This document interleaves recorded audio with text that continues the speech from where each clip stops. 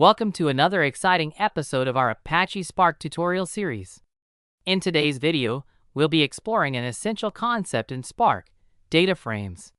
We'll learn what data frames are and why they have advantages over RDDs. Let's get started. Data frames are a powerful abstraction in Apache Spark that provides a higher-level API for working with distributed and structured data. In simple terms, a data frame is like a table in a relational database, where data is organized into rows and columns.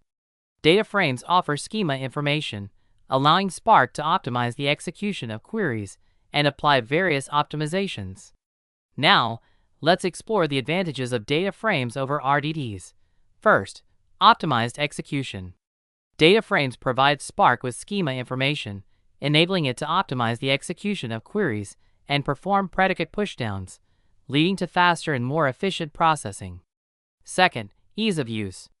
Data frames offer a high-level, SQL-like interface, making it easier for developers to interact with data compared to the more complex RDD transformations and actions. Third, integration with ecosystem. Data frames seamlessly integrate with Spark's ecosystem, including Spark SQL, mlib, and graphics, enabling users to leverage various libraries and functionalities. Fourth, built-in optimization. Data frames leverage Spark's Catalyst Optimizer, which performs advanced optimizations like predicate pushdown, constant folding, and loop unrolling. Lastly, interoperability. Data frames can be easily converted to and from other data formats, such as Pandas data frames in Python, enabling seamless integration with other data processing tools. Let's see a quick code demo comparing the usage of RDDs and data frames to read and process data. In this example, we will read a text file containing some paragraphs about the introduction of Apache Spark. Then count the number of occurrences of each word. To begin, let's set up the PySpark environment. We'll import the necessary modules and configure the environment variables. Next, we'll create a Spark session, which is the entry point for interacting with Spark functionalities. Now, let's start with RDDs.